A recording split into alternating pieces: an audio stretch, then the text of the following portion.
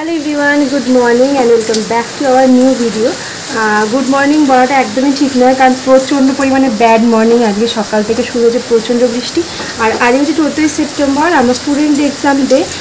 আর একটা নতুন ব্যাচের স্টুডেন্ট এক্সাম ডে আজকে ফাইনাল।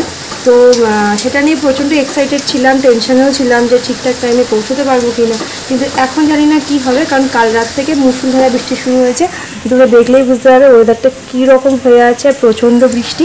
তার মধ্যে এবার স্টুডিও বুকিং আছে কোন্নগরে, আর জানি না এখন কীভাবে পৌঁছবো। তো বাকি আপডেট তোমাদের সাথে অবশ্যই শেয়ার করবো। তো চলো যাওয়া যাক।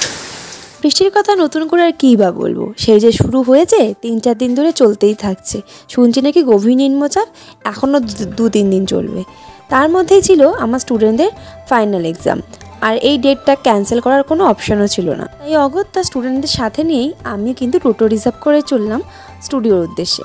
আর যাওয়ার সময় টোটোতে বসেই প্রায় 70-80% ভিজেই গেছিলাম। ওরা তাও কয়েকজন একটা এক্সট্রা করে জামা ক্যারি করেছিল, কিন্তু আমি সেটাও নিয়ে যাইনি।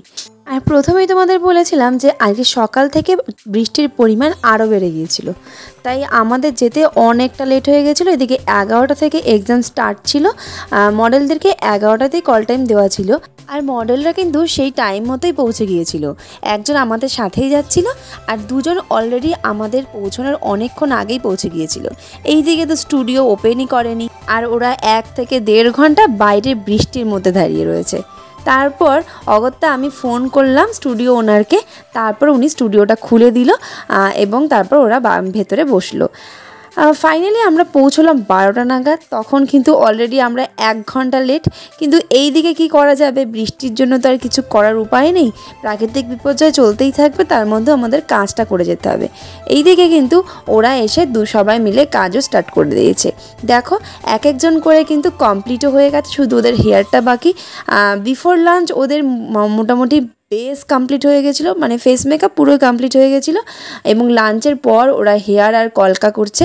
প্রত্যেকে কিন্তু এই ব্যাচের প্রত্যেকে কিন্তু এবার দায়িত্ব নিয়েছিল যে সুন্দর করে কলকা করবে, এবং তার জন্য ওরা কলকা প্রচুর পরিমাণে প্র্যাকটিস করেছিল। আর অ্যাডভান্স হেয়ার তো আছেই। এই দেখো ওরা একটু একটু করে চেষ্টা করছে একটু ফ্রন্ট অ্যাডভান্স কিছু করার। আর মডেলদের হেয়ারের কথা আর কী বলবো, প্রচণ্ড ড্যামেজ। সবার হেয়ারগুলোই কিন্তু প্রচুর ব্রেকেজ হয়ে গিয়েছিলো, তাই ওরা সামনে একটু এজ ভ্যারিয়েশন করতে চেয়েছিল, বাট সেটা পসিবল হয়নি। ও প্রত্যেকে আলাদা করে আলাদা আলাদা রকমভাবে মডেলদেরকে সুন্দর সুন্দর লুক দেওয়ার চেষ্টা করেছে। ফুল লুকগুলো দেখার জন্য অবশ্যই তোমরা কিন্তু একটু ওয়েট করো। এখানে কিন্তু আমাদের ফটোগ্রাফার ক্লিপগুলো নিচ্ছে, যেগুলো ভিডিওতে থাকবে। একটা সিনেমাটোগ্রাফি আছে, তো সেই জন্য ভিডিও ক্লিপিংসগুলো নেওয়া হচ্ছে। এগুলো শ্যুট টাইম, তো তোমরা সেটা নিয়ে কোনো খারাপ মন্তব্য করো না। আর এখানে দেখো কিন্তু আমাদের এক এক করে মডেল কমপ্লিট, মানে পুরো ওভারঅল লুক কমপ্লিট। তো ফাইনালি কোন লুকটা বেশি ভালো লাগছে এবং স্টুডেন্টরা কেমন কাজ করেছে, ওদের প্রথম কাজ এগুলো। তো তোমরা অবশ্যই জানিও যে লুকগুলো তোমাদের কেমন লেগেছে। ভালো লাগলে অবশ্যই লাইক কমেন্ট তো করোই। আর কোন লুকটা সবথেকে বেশি সুন্দর হয়েছে সেটাও কমেন্ট করে জানিও। এইখানে দেখো মডেলদের সাজানো কমপ্লিট করে দেওয়ার পর আমি মেকআপ আর্টিস্টদের বললাম তোমরা একটুখানি সেজে নাও, কারণ তোমাদেরকেও তো একটু ছবি তুলতে হবে। তো এই টাইমটাই কিন্তু অনেক সময় পাওয়া যায় না। একটা স্টুডেন্ট এক্সামে অনেকটা সময় লাগে, আর সেই অনুযায়ী কিন্তু মডেল এবং স্টুডেন্টদের সময় বলা ছিল।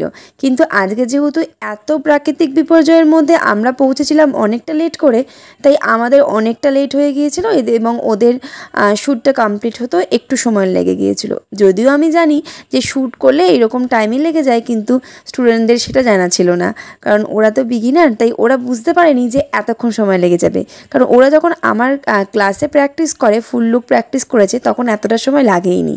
আর এখানে কি হয়, সমস্ত ড্রেস আপ রেডি এবং মডেলদের সাথে একটু অ্যাডজাস্টমেন্ট করতেও অনেক সময় লেগে যায়। কিন্তু আমার এই মডেলরা কিন্তু ভীষণ ভালো ছিল, স্টুডেন্টদের সাথে অনেক কোঅপারেট করেছে, আর এরা সবাই খুব ভালো কাজ করে। আর তোমাদের হয়তো ভিডিও শুরুতেই বলেছিলাম যে আজকে আমাদের কিন্তু এই স্টুডিওটা ছিল কোন্নগরে ফটো ফ্যান্টাসি স্টুডিও।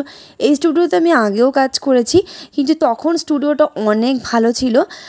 রিসেন্ট আমি একটু আমার লোকেশনটা কাছাকাছি হবে এটা ভেবে আমি আমার এই স্টুডিওটাকে সিলেক্ট করেছিলাম, যেহেতু আমাদের যাতায়াতের সুবিধা হবে আর স্টুডেন্টদের কাছে প্রচুর ব্যাগ থাকে, আর সেই জন্য উপায় ছিল না, আমি এই স্টুডিওটা বুকিং করেছিলাম। কিন্তু এইবার গিয়ে আমার স্টুডিওটার প্রতি খুব খারাপ এক্সপিরিয়েন্স হয়েছে, কারণ প্রচণ্ড নোংরা ছিল স্টুডিওটা। তোমরা দেখলেই হয়তো বুঝতে পারবে। এর আগে আমি অনেক স্টুডিওতে কাজ করেছি, বাট সেই স্টুডিওগুলো কিন্তু অনেক সুন্দর, এটাও সুন্দর, কিন্তু ডেকোরেশন নো ডাউট খুবই সুন্দর, অনেক জিনিসপত্র রয়েছে, বাট স্টুডিওটা ভীষণই নোংরা ছিল।